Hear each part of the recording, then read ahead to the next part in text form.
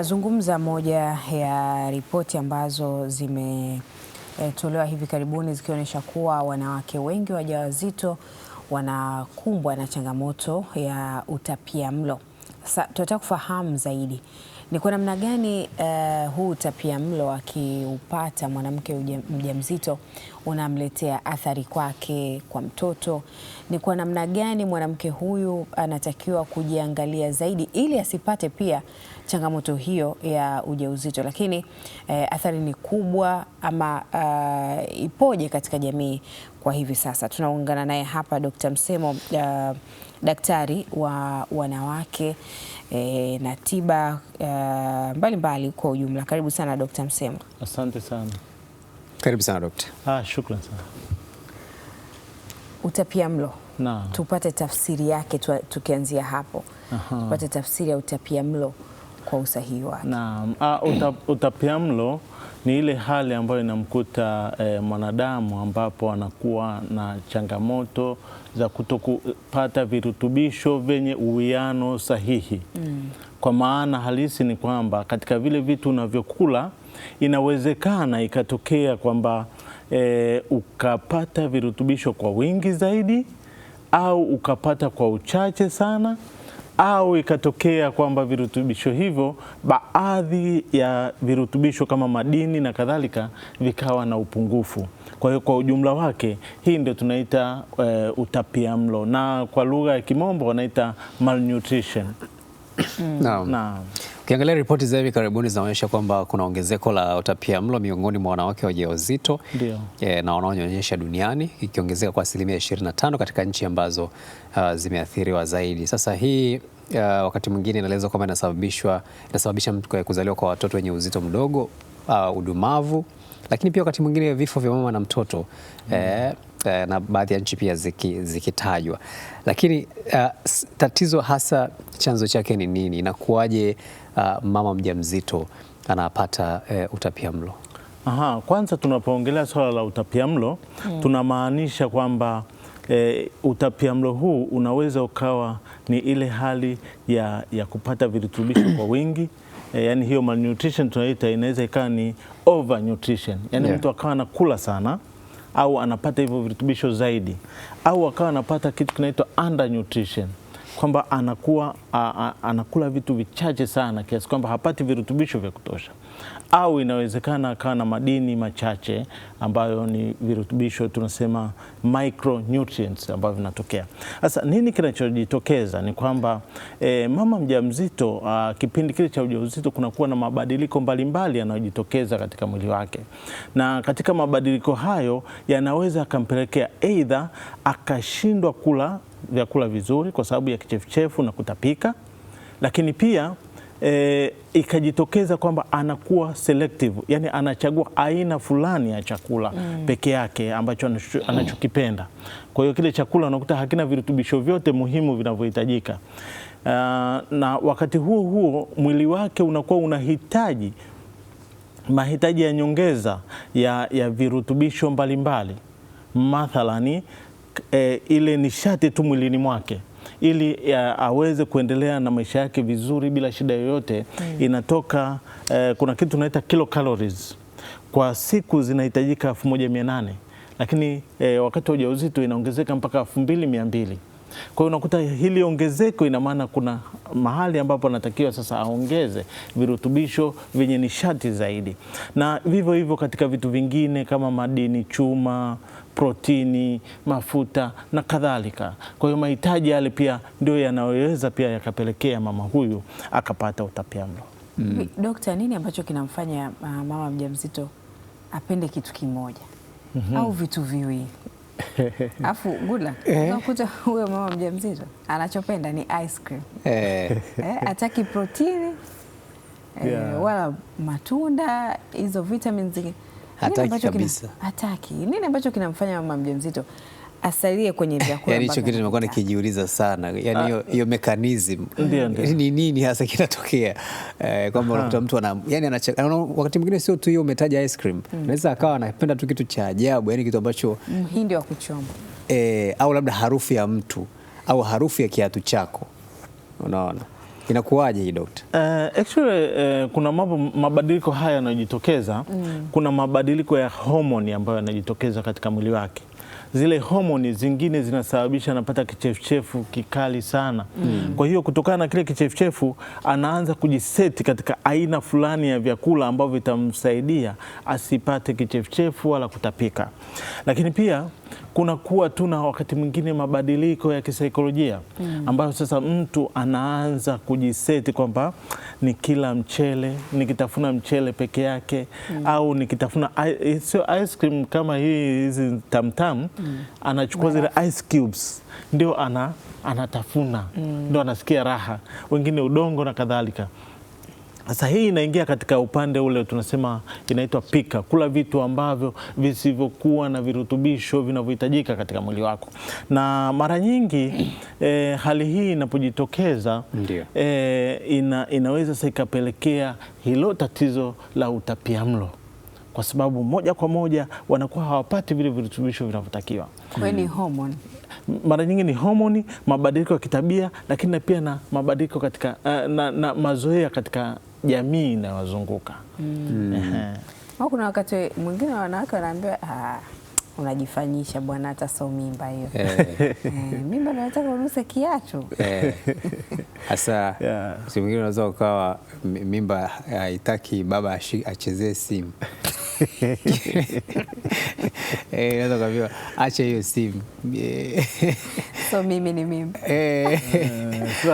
Ni changamoto za kisaikolojia ambazo zinajitokeza kipindi cha ujauzito. Lakini tukirudi hapa kwenye masuala ya malnutrition ama utapiamlo kama tunavyosema kwa Kiswahili. Ndio hii ambayo tumeshuhudia kwa miaka hivi karibuni. Watoto wanazaliwa wakiwa aidha wana uzito kipungufu au wana uzito zaidi. Inawezekana ikawa hiyo ni sababu mojawapo. Inaweza ikawa sababu kwa sababu mbalimbali.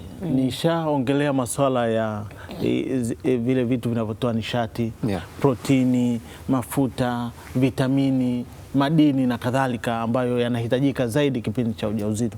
Na yale madini yanahitajika si tu kwa sababu mama ndo anahitaji, ni kwa sababu yule mtoto aliyeko mule ndani naye anahitaji hivyo vitu kwa ajili ya kutengenezwa na kukua zaidi.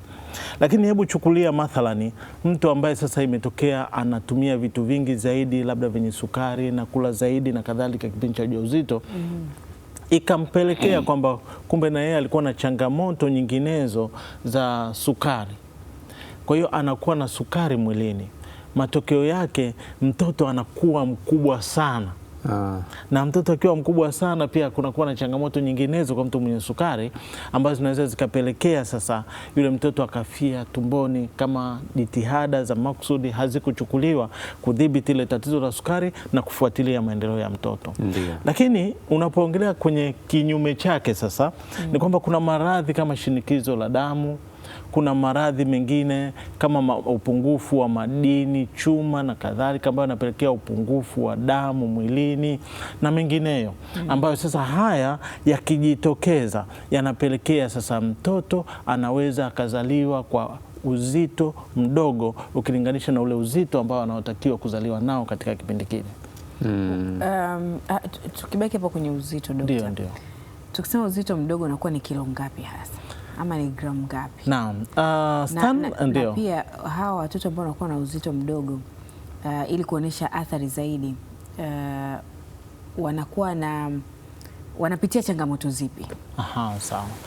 Kinachojitokeza ni kwamba mtoto anapozaliwa kama amekamilika, yani tunasema ni term baby, tunatarajia kwamba uzito wake uwe kati ya kilo 2.5 hadi kilo 3.5.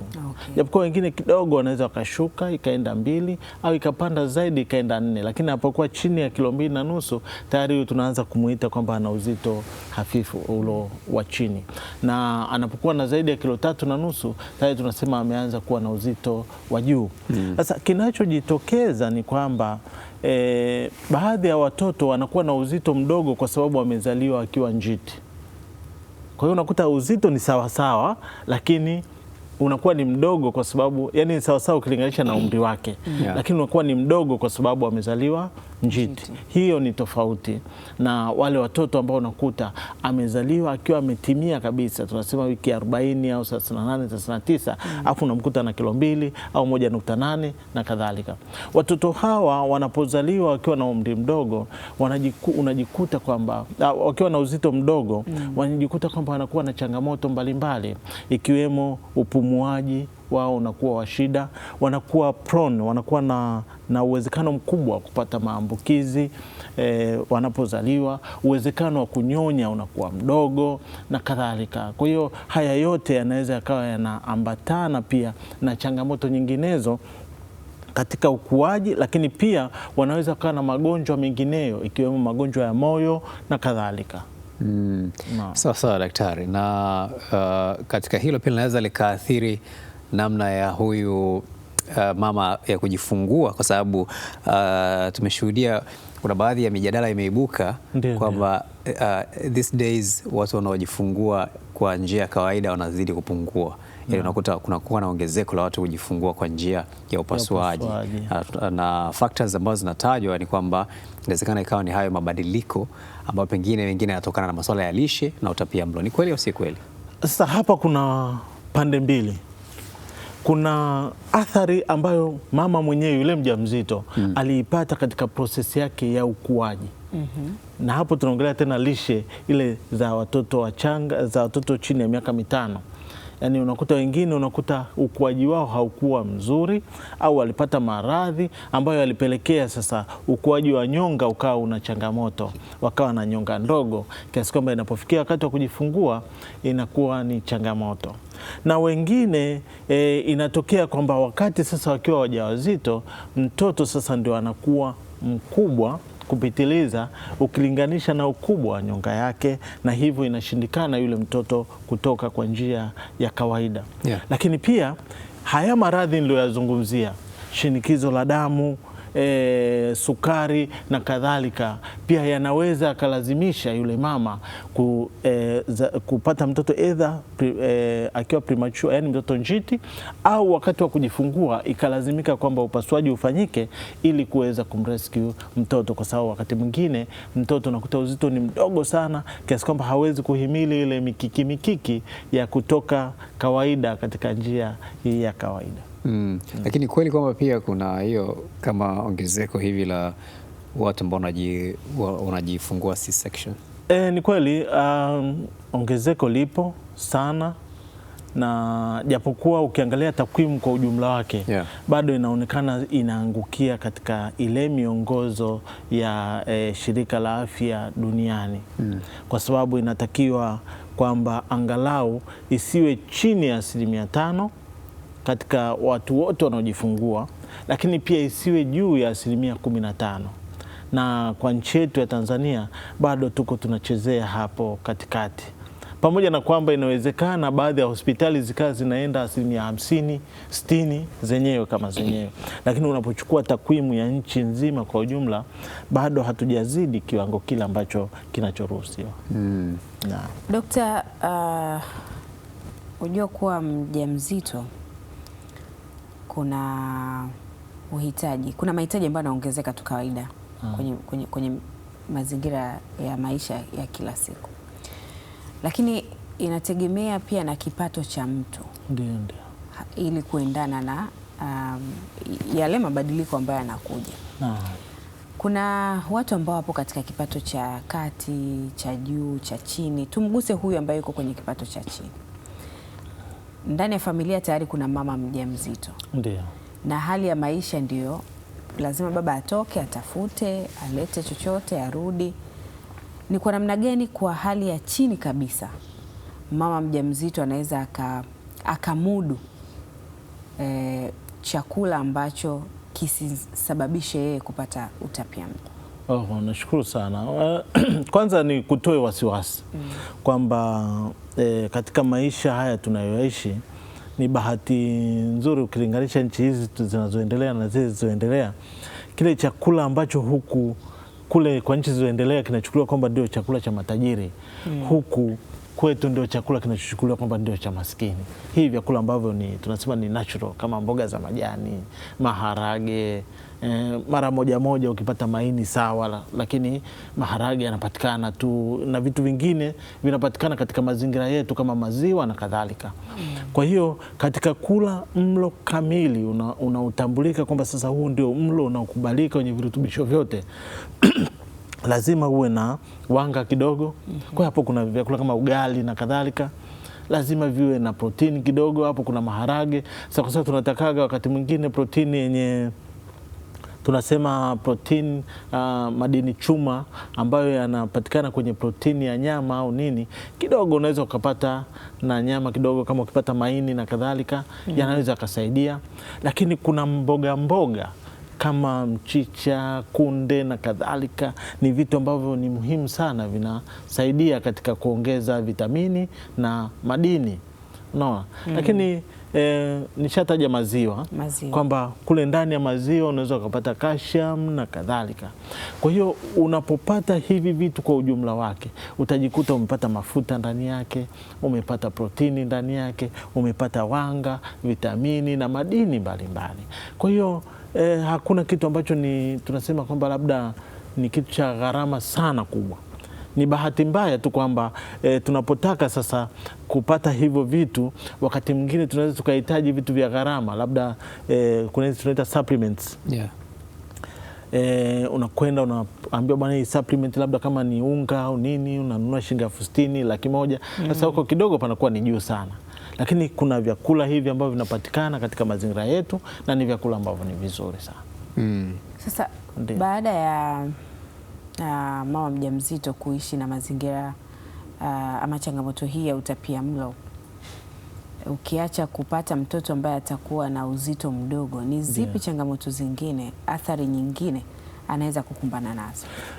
Mama huyu mjamzito, kama nilivyokwisha kusema pale awali kwamba kipindi anapopata utapiamlo, hususan katika upungufu wa vitu, anapokosa madini chuma na madini ya foliki, anaweza akapata upungufu mkubwa wa damu.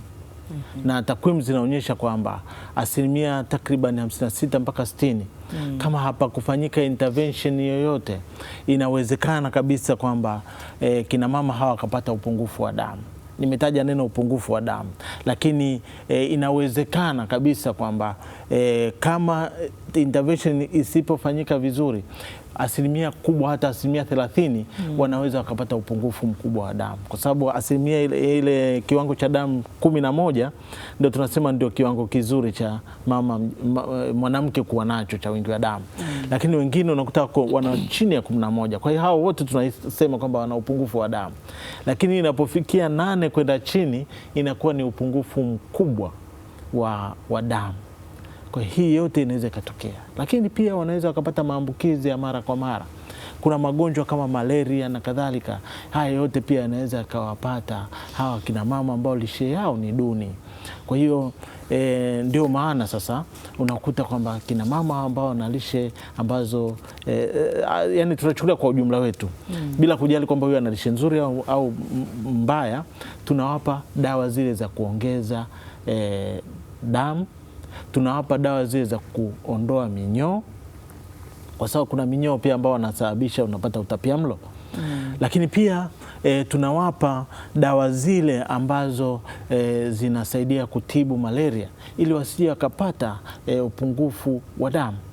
Haya yote ni kwa ajili ya kuhakikisha kwamba mama huyu anasaidika na anakwenda hadi kujifungua salama.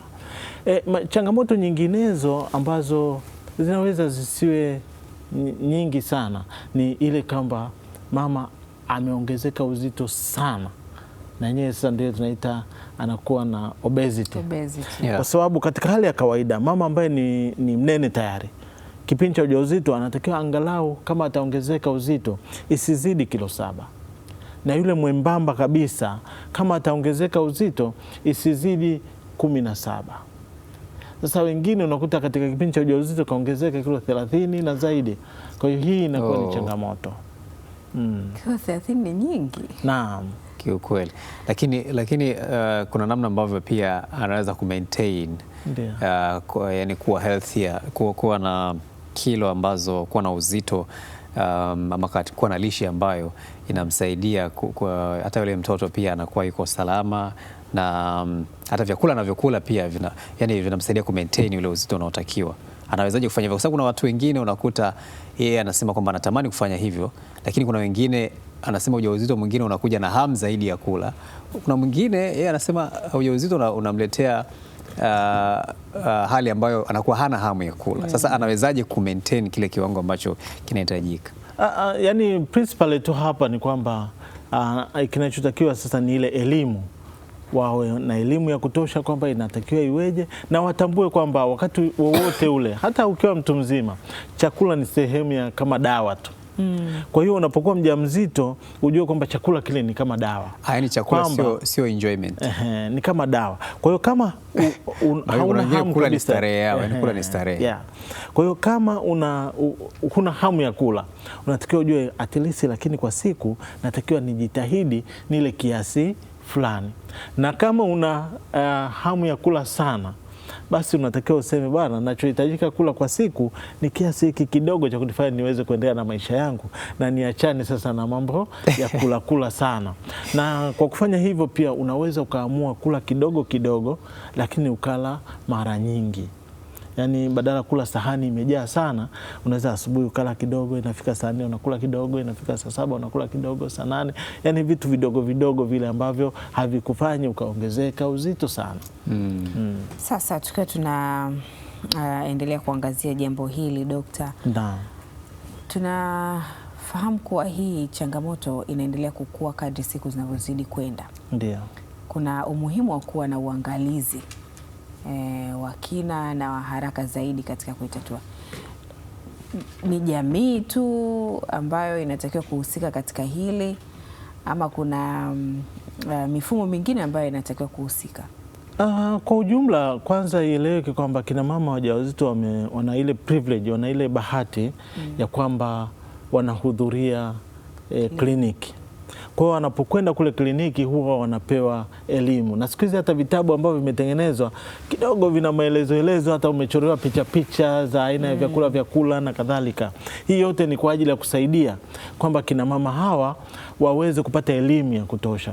Lakini pia tumekuwa tunasisitiza kwamba katika kwenda kwao kliniki basi waambatane pia na wenza wao, kwa sababu wanapoambatana nao basi nao watapata elimu. Na ikumbuke kwamba katika jamii yetu wanaume wengi ndio ambao pia wanaosapoti familia.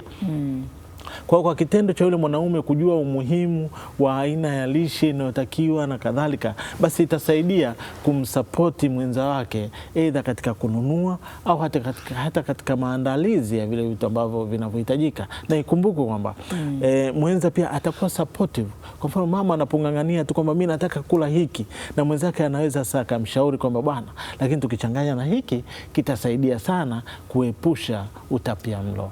Na jamii kwa ujumla pia ni muhimu sana kuwasapoti hawa wajawazito katika nyanja mbalimbali, ili kuhakikisha kwamba wanapata lishe za kueleweka, kwa sababu tunajua kwamba kuna baadhi ya vyakula ambavyo wakati mwingine havipatikani katika maeneo hayo.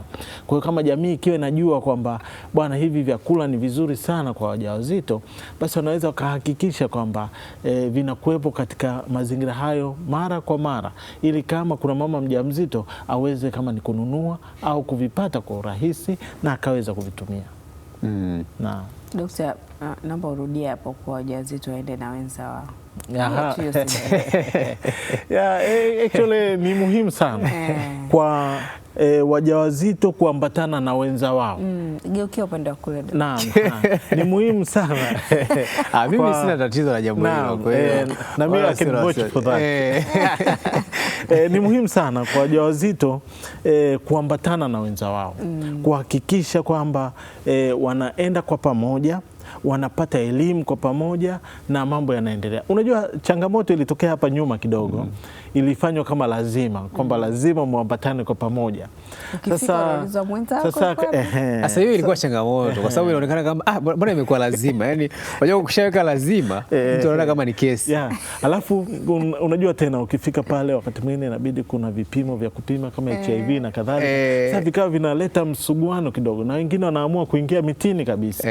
Hadi baadaye sasa ikawa jamani, mama huyu mjamzito asije akakosa huduma kwa sababu tu hajaja na mwenza wake. Ni kweli. Ikatokea na hata wengine wanaamua kukodi mtu ili angalau aweze kufanikisha.